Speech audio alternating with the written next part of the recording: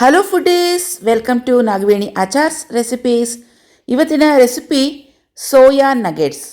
Soya chicken nuggets ಅಂತ ಕೂಡ ಹೇಳ್ತೀವಿ, ಆದರೆ ಈ ನಗೆಟ್ಸಲ್ಲಿ ಚಿಕನ್ ಇಲ್ಲ. 100% ಅಷ್ಟು ಪ್ಯೂರ್ ವೆಜ್ ಅಂತ ಹೇಳ್ಬೋದು. ಹಾಗಾದರೆ ಬನ್ನಿ ರೆಸಿಪಿ ಸ್ಟಾರ್ಟ್ ಮಾಡೋಣ.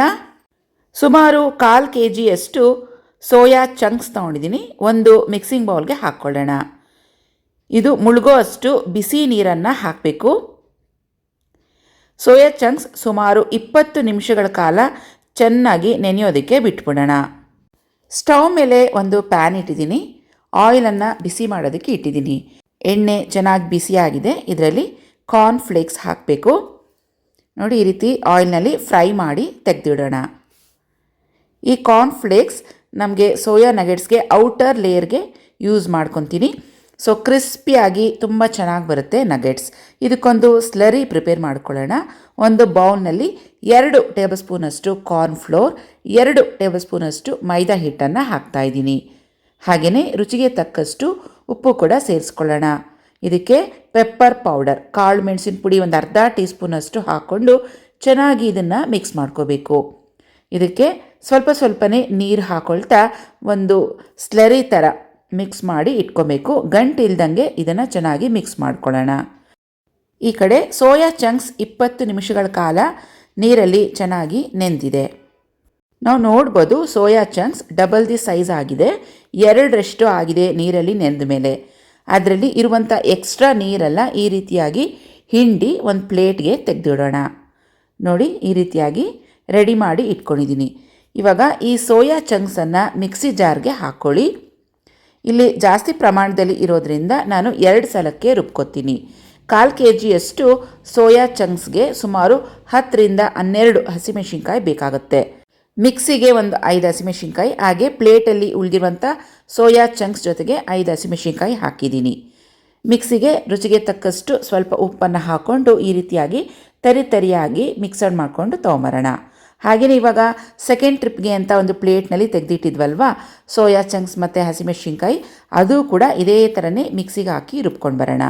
ಮಿಕ್ಸಿ ಜಾರ್ ದೊಡ್ಡದಾಗಿದ್ದರೆ ಒಟ್ಟಿಗೆ ಹಾಕಿ ರುಬ್ಕೋಬೋದು. ರೆಡ್ ಚಿಲ್ಲಿ ಪೌಡರ್ 1 ಸ್ಪೂನಷ್ಟು ಹಾಕಿದ್ದೀನಿ. ಜೀರಾ ಪೌಡರ್ ಅರ್ಧ ಸ್ಪೂನ್, ಗರಂ ಮಸಾಲ 1 ಸ್ಪೂನ್, ಬೆಳ್ಳುಳ್ಳಿ ಶುಂಠಿ ಪೇಸ್ಟ್ 1 ಟೀ ಸ್ಪೂನಷ್ಟು ಹಾಕ್ತಾಯಿದ್ದೀನಿ. ಹಾಗೆಯೇ ಇದ್ರ ಜೊತೆಗೆ 2 ಸ್ಪೂನಷ್ಟು ಕಾರ್ನ್ ಫ್ಲೋರನ್ನು ಹಾಕ್ತಾಯಿದ್ದೀನಿ. ಕಾರ್ನ್ ಫ್ಲೋರ್ ಒಂದು ಒಳ್ಳೆ ಬೈಂಡಿಂಗ್ ಏಜೆಂಟ್ ಆಗಿ ಕೆಲಸ ಮಾಡುತ್ತೆ. ಹಾಗೆ ಒಂದು ದೊಡ್ಡ ಆಲೂಗಡ್ಡೆಯನ್ನು ಪ್ರೆಷರ್ ಕುಕ್ ಮಾಡಿ ತೆಗೆದಿಟ್ಟಿದ್ದೀನಿ. ಇದನ್ನು ಸಿಪ್ಪೆಲ್ಲ ತೆಗೆದು ಈ ರೀತಿಯಾಗಿ ನುಣ್ಣಕ್ಕೆ ಸ್ಮ್ಯಾಶ್ ಮಾಡಿಕೊಂಡು ಈ ಸೋಯಾ ಚಂಕ್ಸ್ ಜೊತೆಗೆ ಮಿಕ್ಸ್ ಮಾಡ್ಕೋಬೇಕು. ಆಲೂಗಡ್ಡೆ ಆದಷ್ಟು ಗಂಟು ಇಲ್ದಂಗೆ ಚೆನ್ನಾಗಿ ನುಣ್ಣಕ್ಕೆ ಪುಡಿ ಮಾಡ್ಕೊಳ್ಳಿ. 1 ಹಿಡಿ ಆಗುವಷ್ಟು ಕೊತ್ತಂಬರಿ ಸೊಪ್ಪು ಸಣ್ಣದಾಗಿ ಕಟ್ ಮಾಡಿ ಸೇರಿಸ್ಕೊಳ್ಳಿ. ಹೆಚ್ಚಾಗಿ ಕೊತ್ತಂಬರಿ ಸೊಪ್ಪು ಸೇರಿಸೋದ್ರಿಂದ ರುಚಿ ಇನ್ನೂ ಹೆಚ್ಚಾಗುತ್ತೆ. ಇವಾಗ ಇದನ್ನು ಚೆನ್ನಾಗಿ ಮಿಕ್ಸ್ ಮಾಡ್ಕೊಳ್ಳೋಣ. ಕಾರ್ತಿಕ್ ಮಾಸ, ಶ್ರಾವಣ ಮಾಸದಲ್ಲಿ ಹೆಚ್ಚಾಗಿ ನಾನ್ ವೆಜ್ ತಿನ್ನೋದಿಲ್ಲ.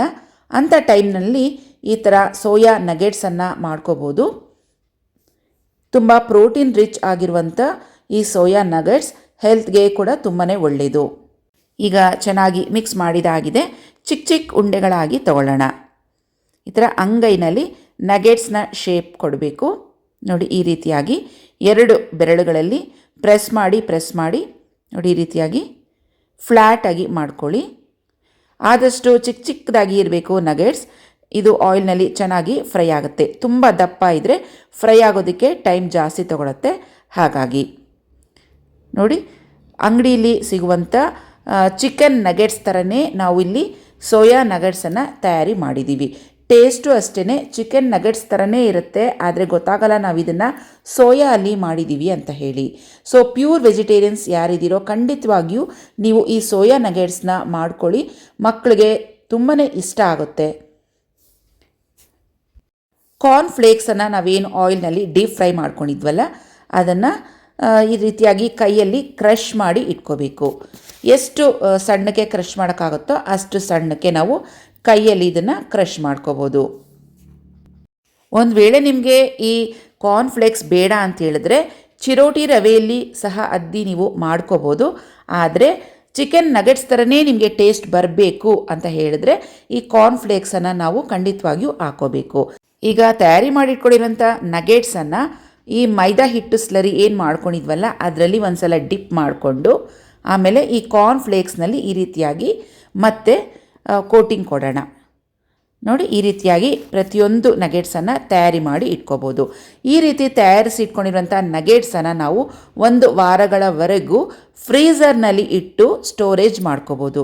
ನಾನಿಲ್ಲಿ ಒಂದು ಬಾಕ್ಸ್ನಲ್ಲಿ ಇಟ್ಟು ಫ್ರೀಝರ್ನಲ್ಲಿ ಸ್ಟೋರ್ ಮಾಡ್ಕೊತಾ ಇದ್ದೀನಿ.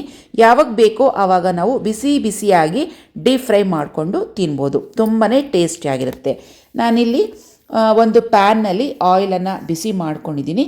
ಒಂದೊಂದೇ ನಗೆಟ್ಸನ್ನು ಹಾಕಿ ಡೀಪ್ ಫ್ರೈ ಮಾಡ್ಕೊತಾ ಇದ್ದೀನಿ. ಸ್ಟವ್ ಫ್ಲೇಮ್ ಆದಷ್ಟು ಸಿಮ್ ಮೀಡಿಯಮ್ ಫ್ಲೇಮ್ನಲ್ಲೇ ಇರಬೇಕು.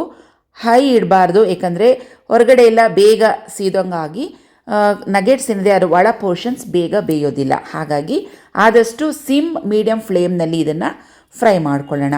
ತುಂಬ ಸಿಮ್ ಫ್ಲೇಮ್ನಲ್ಲಿ ಫ್ರೈ ಮಾಡಿದ್ರೂ ಸಹ ಆಯಿಲೆಲ್ಲ ನಗೆಟ್ಸ್ಗೆ ಇಳಿದು ಬಿಡುತ್ತೆ.